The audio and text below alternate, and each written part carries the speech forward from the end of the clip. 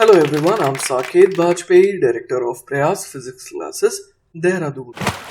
चलिए बच्चों, तो let's begin the 9th lecture of this beautiful chapter, Electrostatic Potential and Capacitance. तो देखिए बच्चों, सबसे पहले हम लोग बात करने वाले हैं energy stored in an electric field की. ठीक है, तो देखिए बच्चों, ये हम लोग समझ पा रहे हैं कि एक कैपेसिटर के प्लेट्स पे चार्ज को लाने के लिए work must be done by an external agent. ठीक है, we can imagine doing the work ourselves by transferring electrons from one plate to the other one by one, है ना. तो ये हम लोग energy stored in an electric field को find out करने के लिए एक तरीका यहाँ पर निकालने वाले हैं. ठीक है, जिसमें हम लोग क्या कह रहे हैं कि एक कैपेसिटर को चार्ज करने के लिए एक्सटर्नल वर्क की जरूरत तो पड़ेगी. ठीक है, तो लेट अस से कि ये काम हम लोग खुद कर रहे हैं, है ना. कैसे कर रहे हैं हम लोग ये काम? By transferring electrons from one plate to the other one by one. ठीक है, अब देखिए बच्चों, हम लोग यहां पर समझ पा रहे हैं कि जैसे जैसे चार्जेस बिल्ड होंगी तो वैसे वैसे इलेक्ट्रिक फील्ड भी बिल्ड होंगी और ज्यादा स्ट्रांग होती जाएंगी. ठीक है, तो इस वजह से हम लोग समझ पा रहे हैं कि फर्दर चार्ज ट्रांसफर जो है वो क्या होगा, वो अपोज होगा. ठीक है, तो इस वजह से बच्चों हम लोग समझ पा रहे हैं कि greater amounts of work are required. ठीक है, तो हमें टेंशन लेने की जरूरत नहीं है क्योंकि बैटरी जो है वो ये काम बड़े आराम से कर देती है ना. किसके कॉस्ट पे? At the expense of its stored chemical energy. Alright, we visualise the work as being stored as electric potential energy in the electric field between the plates, है ना. हम जो इस तरीके से चार्जेस को उखाड़ उखाड़ करके दूसरे पे डिपॉजिट करते जा रहे हैं, है ना, तो ये जो हमने वर्क करा वो बेसिकली कहां पर स्टोर हो रहा है? It is getting stored as electric potential energy in the electric field between the plates. ठीक है, अब मान लीजिए बच्चों कि यहां पर मैं कैपेसिटर की प्लेट्स को शो कर देता हूं. मान लीजिए कि एक प्लेट के पास क्यू डैश चार्ज आ गया था और दूसरे के पास माइनस क्यू डैश आ गया था. क्लियर है बात? तो यहां पर हम लोग समझ पा रहे हैं इस तरीके से इलेक्ट्रिक फील्ड क्रिएट हो रखी है ना. तो वही बात देखिए बच्चों, यहां पर मेंशन्ड है कि suppose that at a given instant a charge q dash has been transferred from one plate of a capacitor to the other. अब यहां पर जो है फील्ड आ गई, है ना, इस तरीके से फील्ड आ गई और इस वजह से यहां पर पोटेंशियल डिफरेंस v डैश भी आ गया बिटवीन द प्लेट्स. ठीक है, और हम लोग जानते हैं कि charge equal to c into v होता है, तो इस तरीके से v डैश कितना आ गया? q डैश अपॉन c के बराबर. ठीक है, अब देखिए बच्चों, जैसा कि हमने डिस्कस करा था कि फर्दर चार्ज ट्रांसफर को कौन अपोज करेगा? ये जो इलेक्ट्रिक फील्ड है वो अपोज कर रही है ना. तो इसीलिए यहां पर देखिए कि if an extra increment of charge dq dash is then transferred, तो उस केस में क्या होगा? The increment of work required will be कितना हो जाएगा? तो एक्स्ट्रा वर्क कितना लगेगा? dw बराबर v dash into dq dash, क्योंकि dq डैश जो चार्ज है एक्स्ट्रा उसको आप कितने पोटेंशियल डिफरेंस के अक्रॉस ले जा रहे हैं? तो v डैश के अक्रॉस. तो यही क्या होगा?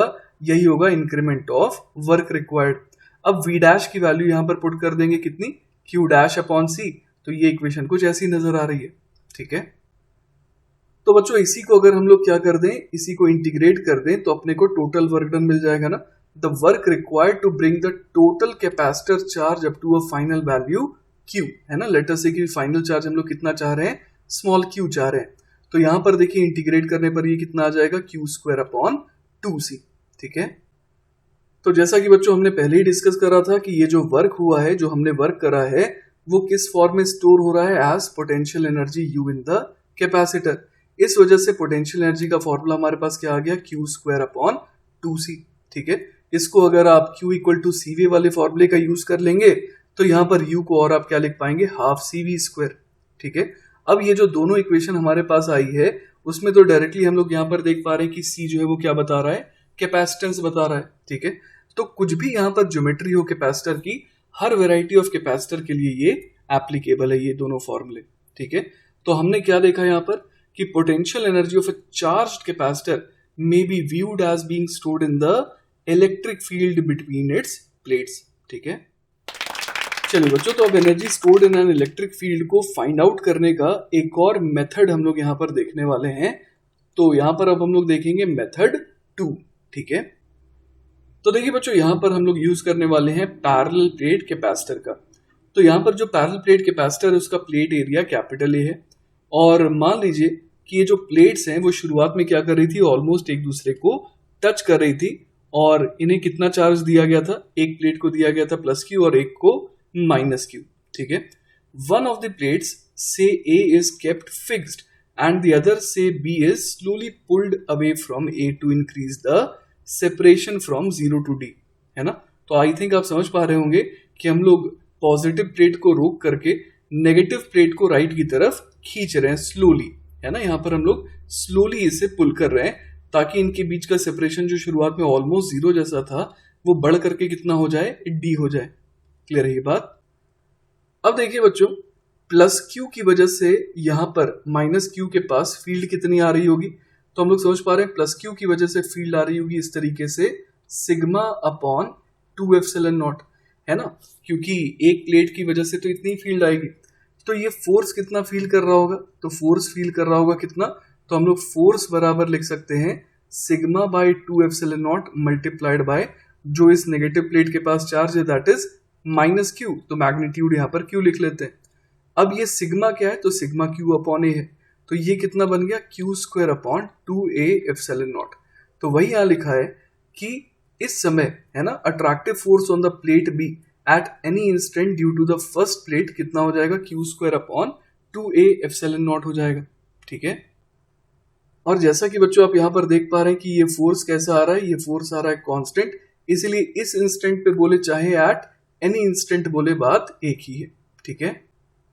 तो इस वजह से बच्चों हम लोग समझ पा रहे हैं कि इलेक्ट्रिक फील्ड जितना फोर्स लगा रही है उसका ही इक्विवेलेंट ऑपोजिट फोर्स उस इंसान को लगाना पड़ेगा जो इस प्लेट को क्या कर रहा है, ऑपोजिट डायरेक्शन में स्लोली मूव करवाना चाह रहा है। क्लियर है बात। तो इसीलिए यहां लिखा है the person pulling the plate b must apply an equal force capital f in the opposite direction if the plate is only slowly moved. तो अब हम लोग यहाँ पर work done by the person निकाल सकते हैं during the displacement of the second plate. तो यहाँ पर चूंकि फोर्स कांस्टेंट है तो simply W is equal to f into d लिख देंगे। तो वहां से देखिए अपने पास वर्क डन कितना आ जाएगा, क्यू स्क्वायर अपॉन 2c। और जैसा कि आप देख पा रहे हैं कि work done by the person, है ना, वो किधर जाएगा, it will get stored in the form of potential energy of the system, ठीक है। तो इस तरीके से बच्चों हम लोगों ने फिर से potential energy is equal to q square upon 2c वाला फॉर्मूला एक अलग तरीके से डिराइव कर लिया, ठीक है। चलिए बच्चों, तो हमारा नेक्स्ट टॉपिक है energy density in electric field, ठीक है। तो देखिए बच्चों, यहां पर हम लोग क्या देख पा रहे हैं कि प्लेट्स जो हैं एक पॉजिटिव है एक नेगेटिव है। पॉजिटिव प्लेट के पास क्यू चार्ज है, नेगेटिव प्लेट के पास माइनस क्यू चार्ज है। क्लियर है। तो पहले इनके बीच का सेपरेशन d1 था, बाद में मान लीजिए कि हमने, है ना, इसको खींच करके पॉजिटिव को रोक करके और नेगेटिव को खींच करके इस तरीके से सेपरेशन बढ़ा करके कितना कर दिया, d2 कर दिया। क्लियर है ये बात। तो यहां पर आप देखिए कि एक्सटर्नल एजेंट, है ना, work done by external agent कितना हो जाएगा। तो हम लोग समझ पा रहे हैं कि जो फोर्स लगा वो कितना लगा, फोर्स लगा Q square upon 2a epsilon not, और डिस्प्लेसमेंट कितने का हुआ, तो वो हुआ d2 माइनस d1 का। तो इतनी एक्स्ट्रा पोटेंशियल एनर्जी यहां पर हम लोग समझ पा रहे हैं कि स्टोर हो गई। क्लियर है ये बात। तो ये जो एक्स्ट्रा पोटेंशियल एनर्जी स्टोर हुई है वो कितने वॉल्यूम में हुई है, तो यहां पर अगर हम लोग प्लेट एरिया ए ले रहे हैं, ठीक है, तो हम लोग यहां पर कह सकते हैं कि जो वॉल्यूम होगा, है ना, जो एक्स्ट्रा वॉल्यूम होगा, ठीक है, वो कितना हो जाएगा, तो वो हो जाएगा d2 minus d1 multiplied by ए, ठीक है। तो यहां पर मैं स्मॉल u से डिनोट करने वाला हूं एनर्जी पर यूनिट वॉल्यूम को, ठीक है। तो ये जो एक्स्ट्रा एनर्जी आई वो कितनी आई, Q square upon 2a epsilon not d2 minus d1, और कितने वॉल्यूम में आई, तो ये आई d2 माइनस d1 इंटू ए, है ना। तो ये क्या हो गया, एनर्जी पर यूनिट वॉल्यूम हो गया, है ना, ये हो गया एनर्जी पर यूनिट वॉल्यूम, ठीक है। तो इसे अगर हम लोग सॉल्व करें तो हम लोग यहाँ पर क्या देख पा रहे हैं, हम लोग यहाँ पर देख पा रहे हैं कि जो एनर्जी डेंसिटी आ रही है वो कितनी आ रही है, Q square upon 2a square epsilon not, ठीक है। अब बच्चों हम लोग जानते हैं कि प्लेट्स के बीच में फील्ड कितनी होती है, तो वो होती है सिग्मा अपॉन एप्सिलॉन नॉट, मतलब कि Q upon a epsilon not, ठीक है। तो energy per unit volume that is energy density को हम लोग यहाँ पर क्या लिख सकते हैं, हम लोग यहाँ पर लिख सकते हैं half epsilon not E square. Clear है। ई यहाँ पर क्या है, ई यहाँ पर वो फील्ड है जो दोनों प्लेट्स के बीच में है, ठीक है। तो देखिए बच्चों, एनर्जी डेंसिटी का क्या फॉर्मूला हो गया, half epsilon not E square. Clear है बात। Once it is established that a region containing electric field E has energy half epsilon naught E square per unit volume, the result can be used for any electric field whether it is due to a capacitor or otherwise. Clear है बात? तो ये किसी भी electric field के लिए valid है, उसको कैपेसिटर ने क्रिएट करा या किसी और ने क्रिएट करा वो मैटर नहीं करता है. ठीक है, चलिए बच्चों, तो हमारा नेक्स्ट टॉपिक है चार्जिंग अ कैपेसिटर. तो देखिए बच्चों, यहां पर हम लोग देख पा रहे हैं कि दो अनचार्ज प्लेट्स हैं. एक प्लेट को हमने डायरेक्टली बैटरी के पॉजिटिव टर्मिनल से कनेक्ट करा है और हम लोग समझ पा रहे हैं कि स्विच को क्लोज करते ही, है ना, हम लोग ये समझ पाएंगे कि ये जो दूसरी प्लेट है वो किससे कनेक्ट हो जाएगी, negative terminal of the battery से. ठीक है, तो देखिए बच्चों, इसको मैं इस तरीके से ड्रॉ कर सकता हूं ना. यहाँ पर ये दोनों प्लेट्स को मैंने शो कर दिया, ये बैटरी के टर्मिनल्स को मैंने शो कर दिया और यहाँ पर ये स्विच है ना. तो इसको क्लोज करते ही हम लोग समझ पा रहे हैं क्या होगा कि अब जो है यहाँ पर करंट फ्लो करना शुरू कर देगा, जिससे क्या होगा कि इन प्लेट्स के क्रॉस पोटेंशियल डिफरेंस जो है वो लगातार बढ़ता रहेगा और एक ऐसा टाइम आएगा जब प्लेट्स के क्रॉस पोटेंशियल डिफरेंस कितने के बराबर हो जाएगा, जितना पोटेंशियल डिफरेंस बैटरी के टर्मिनल्स के क्रॉस है. क्लियर है? तब जाकर के क्या होगा, तब जाकर के करंट फ्लो होना बंद होगा और फाइनली जो कैपेसिटर है वो फुली चार्ज हो जाएगा. ठीक है, तो जैसा कि बच्चों मैंने आपको ऑलरेडी बता रखा है कि फाइनली, है ना, फाइनली हम लोग समझ पा रहे हैं कि जो पॉजिटिव प्लेट है उसके पास कितना चार्ज आ जाएगा, तो प्लस क्यू आ जाएगा और क्यू की वैल्यू को हम लोग कितना बोल सकते हैं, सी इंटू वी के बराबर, अगर बैटरी के क्रॉस पोटेंशियल डिफरेंस वी का है. और दूसरी प्लेट पे कितना चार्ज आ जाएगा, तो इस पे आ जाएगा माइनस सी वी. क्लियर है? तो हम लोग यहाँ पर समझ पा रहे हैं बच्चों कि ऐसा लग रहा है कि इधर से कितना चार्ज इस तरीके से इस वाली प्लेट पे गया है, तो सीवी चार्ज उखड़ करके ऐसा लग रहा है कि इस पे डिपॉजिट हो गया है ना, क्योंकि पहले तो दोनों के पास 0-0 चार्जेस थे. अब इससे सीवी चार्ज ऐसा लग रहा है ना, उखड़ करके दूसरे पे वाया बैटरी गया और दूसरे पे डिपॉजिट हो गया. ठीक है, तो जब इस तरीके से बच्चों हम लोग बैटरी की मदद से चार्ज करते हैं कैपेसिटर को, तो एक बड़ी मजेदार चीज यहाँ पर आती है और वो ये है, जैसे कि आप यहाँ पर इस बैटरी को देखिए, तो इस बैटरी के थ्रू कितना चार्ज गया होगा, तो इस बैटरी के थ्रू सीवी चार्ज गया और बैटरी का पोटेंशियल डिफरेंस वी है. ये आइडियल बैटरी हम लोग ले रहे हैं. तो यहाँ पर हम लोग देख पा रहे हैं कि work done by the battery कितना हो जाएगा, तो ये हो जाएगा charge multiplied by potential difference, तो ये हो गया सीवी स्क्वायर. लेकिन potential energy stored in the capacitor का फॉर्मूला अभी हमने पढ़ा था, वो कितना हो जाएगा, हाफ सीवी स्क्वायर. तो इस तरीके से हम लोग समझ पा रहे हैं कि अगर बैटरी की मदद से इस तरीके से चार्जिंग करते हैं तो work done by the battery half CV square आती है, लेकिन उसका आधा पोर्शन ही कहाँ जा रहा है, it is getting stored as potential energy of the capacitor. तो यहाँ पर बाकी एनर्जी जो हम लोग समझ पा रहे हैं कि हीट के फॉर्म में डिसिपेट हो गई, that is CV square minus half CV square. तो ये कितना हो गया, हाफ सीवी स्क्वायर के ही बराबर. ऑलराइट, चलिए बच्चों, तो एक सवाल देखते हैं. सवाल है, a capacitor of capacitance C is charged by connecting it to a battery of EMF E. The capacitor is now disconnected and reconnected to the battery with the polarity reversed. Calculate the heat developed in the connecting wires. तो देखिए बच्चों, यहाँ पर हम लोग क्या देख पा रहे हैं कि कैपेसिटर है जिसकी कैपेसिटेंस C है, उसे चार्ज किया गया इस तरीके से बैटरी की मदद से. क्लियर है ये बात? और यहाँ पर जो EMF अपने को दे रखा है वो E दे रखा है. तो हम लोग समझ पा रहे हैं कि यहाँ पर प्लस CE चार्ज आ गया होगा और यहाँ पर माइनस CE चार्ज हो गया होगा आफ्टर गेटिंग फुली चार्ज्ड. ठीक है, अब देखिए बच्चों, यहाँ पर क्या बोला गया है कि कैपेसिटर को डिस्कनेक्ट कर दिया गया बैटरी से. ठीक है, और उसके बाद क्या किया गया, उसके बाद जो है रिकनेक्ट किया गया टू द सेम बैटरी, लेकिन पोलैरिटी को कैसा करके, रिवर्स करके. क्लियर है बात? तो अभी मैं यहाँ पर स्विच को जो है ओपन रखता हूँ, बस ये दिखाने के लिए कि यहाँ से ये वाला डायग्राम बनेगा. ठीक है, और जब आप फाइनली स्विच को क्लोज कर देंगे तो आपको ये समझ में आ रहा है कि बैटरी यहाँ पर तभी मानेगी जब क्या हो जाए. आइए मैं डायग्राम में आपको यहाँ पर शो करता हूँ कि बैटरी जो है तभी खुश होगी, है ना, जब बैटरी के नेगेटिव टर्मिनल से कनेक्टेड जो प्लेट है ना, उसके पास कितना चार्ज आ जाए, माइनस CE, और बैटरी के पॉजिटिव टर्मिनल से कनेक्टेड जो प्लेट है उसके पास चार्ज आ जाए CE. क्लियर है बात?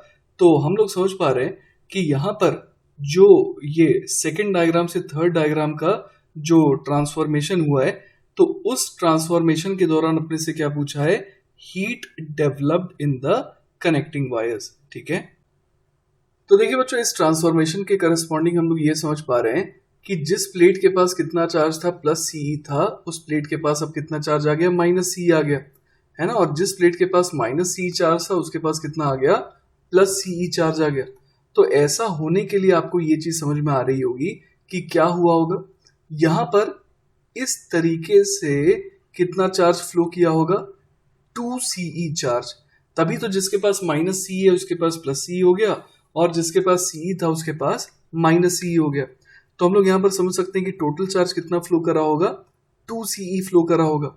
ठीक है, तो इसको अगर मैं और अच्छे से दिखाऊं तो यहाँ पर एक छोटी सी बैटरी दिखा देता हूं, है ना, जिसका EMF E है, और इसके थ्रू इस तरीके से कितना चार्ज फ्लो किया, 2Ce गया। तो हम लोग समझ पा रहे हैं work done by the battery कितना आ जाएगा, तो वो आ जाएगा E इंटू 2Ce। तो ये कितना आ गया, 2Ce स्क्वायर। लेकिन यहां पर देखिए कि पहले जो पोटेंशियल एनर्जी थी, है ना, पहले जो पोटेंशियल एनर्जी थी वो कितनी थी, तो हम लोग समझ पा रहे हैं कि वो थी Q स्क्वायर अपॉन 2C, मतलब कि हाफ CE स्क्वायर। और बाद में भी जो पोटेंशियल एनर्जी आ गई सिस्टम के पास वो अभी भी कितनी है, तो वो है हाफ CE स्क्वायर। क्योंकि यहाँ पर देख पा रहे हैं कि कैपेसिटर की प्लेट्स के पास चार्ज अभी भी उतना ही है। ठीक है, तो इसका मतलब कि चेंज इन पोटेंशियल एनर्जी इस पर्टिकुलर केस में कितना आ गया, 0 का आ गया। तो जो भी वर्क बैटरी ने करा वो पूरा का पूरा कहाँ चला गया, in the form of heat. तो हीट डिसिपेटेड हो गया कितना, 2Ce स्क्वायर। ऑलराइट, चलिए बच्चों, तो नेक्स्ट सवाल देखते हैं। अगला सवाल है, find the energy stored in the electric field produced by a metal sphere of radius capital R containing a charge capital Q। तो देखिए बच्चों, यहां पर हम लोग क्या देख पा रहे हैं, हम लोग यहां पर देख पा रहे हैं मेटल स्फीयर। क्लियर है बात। तो मेटल अगर ये है तो हम लोग समझ पा रहे हैं कि हॉलो हो, है ना, चाहे सॉलिड हो, बात एक ही है। क्योंकि सारा का सारा चार्ज कहां पर आने वाला है, सारा का सारा चार्ज जो है वो आने वाला है at the surface only. Clear है। तो हम लोग समझ पा रहे हैं कि इनकी वजह से इस तरीके से रेडियल फील्ड क्रिएट होगी। क्लियर है ना। तो इस तरीके से इनकी वजह से जो रेडियल फील्ड क्रिएट हो रही है, तो हमें बताना है कि इस फील्ड के पास कितनी एनर्जी है। और अपने को ये दिया हुआ है कि टोटल चार्ज जो स्फीयर के पास है वो कितना है, Q है, और जो रेडियस है वो कितनी है, R है। ऑलराइट, तो देखिए बच्चों, एक तरीका तो यहां पर ये हो जाएगा, दैट इज मेथड 1, कि हम लोग यहां पर यूज करें एनर्जी डेंसिटी का formula, that is half epsilon not E square. Alright, तो बच्चों यहां पर हम लोग क्या करेंगे, मान लीजिए कि आप किसी कितने दूरी पर गए, किसी x दूरी पर गए, और वहां से आप कितना और आगे चले गए, dx और आगे चले गए। क्लियर है। तो यहां पर आप समझ पा रहे हैं कि आपको एक वॉल्यूम मिल जा रहा है, और ये वॉल्यूम कितना है, ये 4πx स्क्वायर dx है ना, 4πx स्क्वायर एरिया हो गया और dx थिकनेस हो गई। तो यहां पर अपने को ये जो वॉल्यूम मिल जा रहा है ना, तो इस वॉल्यूम के करस्पॉन्डिंग हम लोग एनर्जी निकाल सकते हैं। क्लियर है बात। तो देखिए बच्चों, यहां पर जो है इस छोटे से वॉल्यूम के करस्पॉन्डिंग हम लोग एनर्जी कितनी लिख देंगे, तो एनर्जी डेंसिटी इनटू वॉल्यूम। तो वॉल्यूम कितना है, वॉल्यूम है 4πx स्क्वायर dx, उसे किससे मल्टीप्लाई कर दे, तो एनर्जी डेंसिटी से, that is half epsilon not, और E की वैल्यू कितनी है, तो यहां पर हो जाएगी kq बाय x स्क्वायर, है ना, kq बाय x स्क्वायर की पावर 2 करना होगा। क्लियर है। क्योंकि हम लोग समझ पा रहे हैं कि x लोकेशन पे है ना, इस लोकेशन पे जो फील्ड होगी वो कितनी हो जाएगी, kq upon x square. Alright, तो बच्चों ऐसे सारे एनर्जीज को अगर हम लोग इंटीग्रेट कर देंगे तो अपने को टोटल एनर्जी मिल जाएगी। क्लियर है। तो अपने को इंटीग्रेशन की मदद क्यों लेनी पड़ रही है, क्योंकि यहाँ पर जो इलेक्ट्रिक फील्ड है वो x के साथ वेरी कर रही है ना। अगर कांस्टेंट होती तो हम लोग directly energy density into volume कर दिए होते पूरे रीजन के लिए, लेकिन यहाँ पर अलग अलग लोकेशन पे एनर्जी डेंसिटी जो है वो क्या आ रही है, अलग अलग आ रही है। ठीक है, क्योंकि इलेक्ट्रिक फील्ड की वैल्यू अलग अलग जगह अलग अलग है। ऑलराइट, तो ये देखिए बच्चों, यहां से क्या आ जाएगा हमारे पास, 4πε0 upon 2 k square Q square, ये तो पूरा का पूरा कांस्टेंट है। तो यहां पर इंटीग्रेशन के अंदर क्या आ जाएगा, तो यहां पर देखिए x स्क्वायर dx और साथ ही साथ 1 अपॉन x की पावर 4, तो ये कितना हो जाएगा, तो ये हो जाएगा dx upon x square. Alright, और x को कहां से कहां तक वेरी करवाएंगे, तो x वेरी करेगा r से इंफिनिटी तक, क्योंकि x इक्वल टू r पे हम लोग समझ पा रहे हैं फील्ड शुरू हो रही है और इंफिनिटी तक जा रही है। ठीक है, तो देखिए बच्चों, यहाँ पर हम लोग समझ पा रहे हैं कि k की वैल्यू होती है 1/4πε0। तो एक k जो है वो यहाँ पर 4πε0 से कैंसिल आउट हो गया। तो u बराबर क्या आ जाएगा, तो ये आ गया KQ² अपॉन 2। फिर अंदर इंटीग्रेट होकर के क्या आ जाएगा, 1/x² का इंटीग्रेशन हो जाएगा -1/x। ठीक है, और जब लिमिट पुट करेंगे तो यहाँ पर क्या रह जाएगा, 1/r आ जाएगा।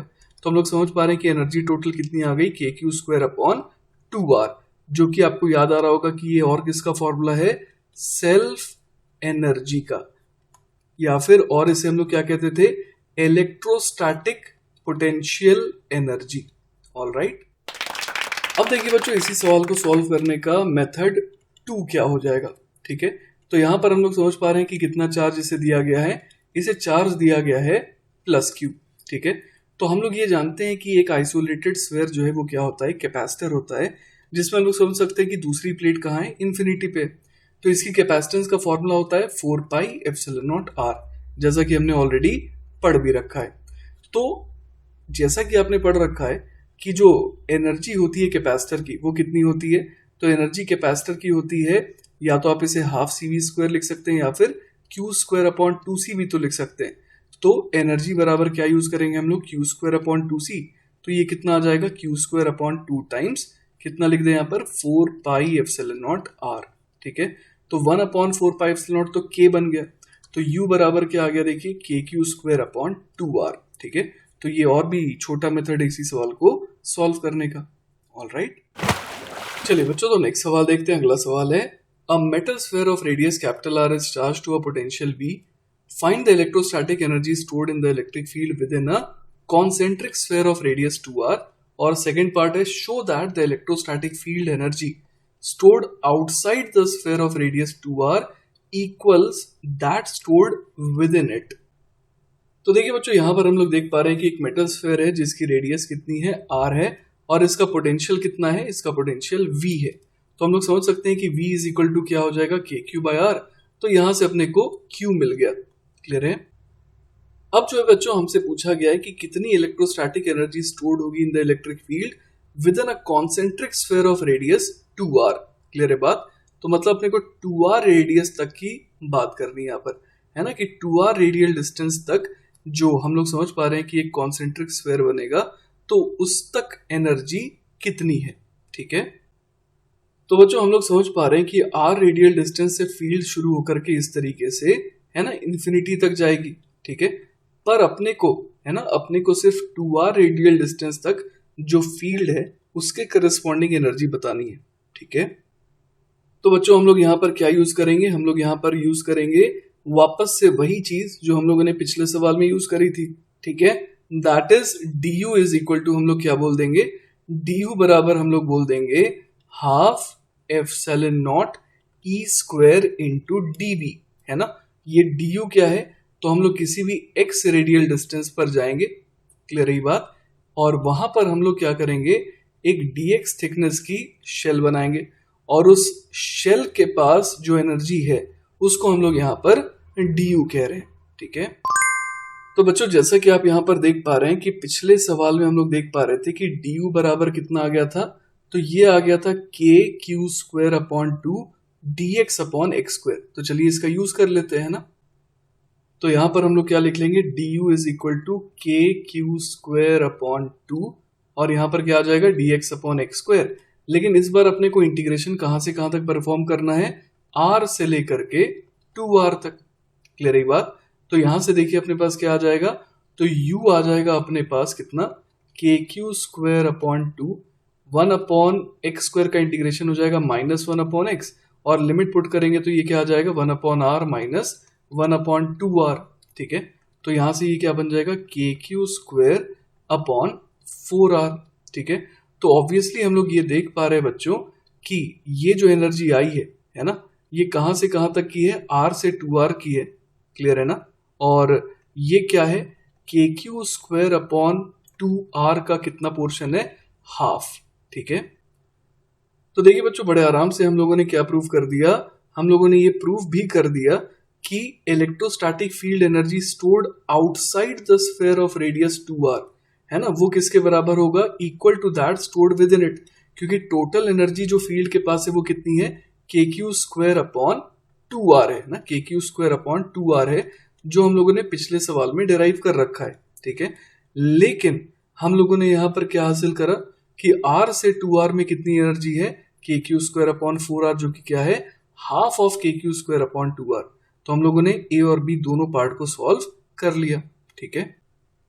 अब देखिए बच्चों, तो हम लोगों ने ए पार्ट का जवाब क्या लिख दिया, kq²/4r, लेकिन सवाल में अपने को v दे रखा था और r दे रखा था, और हम लोग समझ चुके थे कि v = kq/r है। तो q की वैल्यू हम लोग क्या निकाल सकते हैं, vr/k, ठीक है। तो इस q की वैल्यू को यहाँ पर पुट कर देंगे, ठीक है ना। तो अपना जो जवाब है वो कितना आ जाएगा, k इंटू q² के बदले क्या लिख दें, v²r²/k²/4r। तो एक r तो यहाँ पर कट गया और एक k यहाँ पर भी कट गया, ठीक है। तो यहाँ से हमारे पास क्या आ जाएगा, तो v²r, ठीक है, v²r/4, और k की वैल्यू को लिख देते 1/4πε0, ठीक है ना। तो यहाँ पर 4 से 4 भी कट गया, तो अपना फाइनल आंसर क्या हो गया, πε0 v²r, ठीक है। चलिए बच्चों, तो नेक्स्ट सवाल देखते हैं। अगला सवाल है, a large conducting plane has a surface charge density 1 × 10⁻⁴ coulomb per metre square. Find the electrostatic energy stored in a cubical volume of edge 1 centimetre in front of the plane. तो देखिए बच्चों, यहां पर अपने को क्या दे रखा है, एक लार्ज कंडक्टिंग प्लेन दे रखा है, ठीक है। एक लार्ज कंडक्टिंग प्लेन दे रखा है, और इसमें अपने को क्या दे रखा है, सिग्मा दे रखा है ना। सिग्मा की वैल्यू कितनी दे रखी है यहाँ पर, 10⁻⁴ कूलम पर मीटर स्क्वायर, ठीक है। अब बोला है कि हमारे को एक क्यूबिकल वॉल्यूम लेना है यहाँ पर, है ना। इस तरीके से क्यूबिकल वॉल्यूम लेना है जिसकी एज क्या हो, जिसकी एज हो 1 centimetre in front of the plane, और इसके पास कितनी एनर्जी स्टोर होगी वो अपने को बताना है, ठीक है। तो बच्चों, यहाँ पर ये क्वाइट ऑब्वियस है कि इस प्लेन की वजह से जो फील्ड आ रही है ना, तो उस फील्ड में एनर्जी है। क्लियर है ये बात। तो हम लोग समझ पा रहे हैं कि इस क्यूबिकल वॉल्यूम में, है ना, इस क्यूबिकल वॉल्यूम के अंदर जो इलेक्ट्रिक फील्ड है उसमें एनर्जी होगी। अब यहाँ पर सबसे बढ़िया बात यह है कि फील्ड क्या है, कांस्टेंट है, यूनिफॉर्म है, और उसकी वैल्यू कितनी होगी, σ/ε0। तो यहाँ पर बड़े आराम से हम लोग समझ पा रहे हैं कि जो टोटल एनर्जी आ जाएगी वो कितनी आ जाएगी, simply energy density into volume कर देते हैं, है ना। और यहाँ पर एनर्जी डेंसिटी क्या रहेगी, यूनिफॉर्म रहेगी, क्योंकि यहाँ पर फील्ड भी यूनिफॉर्म है। तो यहाँ पर क्या लिख देंगे, half ε0 E² into volume. All right. तो देखिए बच्चों, यहां से अपने पास u कितना आ जाएगा, तो आ जाएगा हाफ ε0, E की वैल्यू कितनी है, σ/ε0, तो ये हो जाएगा σ²/ε0 का स्क्वायर, ठीक है। साथ ही साथ यहाँ पर क्या आ जाएगा, वॉल्यूम आ जाएगा। क्लियर है। तो अगर साइड लेंथ को मैं a कह रहा हूं तो यहाँ पर a³ लिख देंगे। क्लियर है ना। अब अपने को पता है यहाँ पर एक ε0 बड़े आराम से यहाँ पर कैंसिल आउट हो जाएगा, और ε0 की वैल्यू कितनी होती है, 8.85 इंटू 10⁻⁻12। अब सिग्मा अपने को कितना दे रखा है, देखिए सिग्मा दे रखा है 10⁻⁻4, ठीक है। तो सिग्मा की वैल्यू क्या ले लेंगे, 10⁻⁻4 ले लेंगे, और a की वैल्यू ले लेंगे कितनी, तो यहाँ पर 1 सेंटीमीटर दे रखा है। तो हम लोग यहाँ पर क्या समझ पा रहे हैं कि अगर इसे मीटर में कन्वर्ट करें तो ये कितना हो जाएगा, 1/100 मीटर, है ना। a की वैल्यू क्या लेंगे, 1/100 मीटर। तो इस तरीके से डेटा पुट करने पर जो जवाब आएगा SI यूनिट में वो कितना आएगा, 5.6 इंटू 10⁻⁻4 जूल, ठीक है। तो इसी के साथ बच्चों हमारा ये लेक्चर पूरी तरीके से खत्म होता है। आई होप कि आपको सारी चीजें अच्छे समझ में आई होंगी। इन केस अगर कोई डाउट रह जाता है then feel free to contact me, I will be very happy to help you. Take care बच्चों, बाय बाय।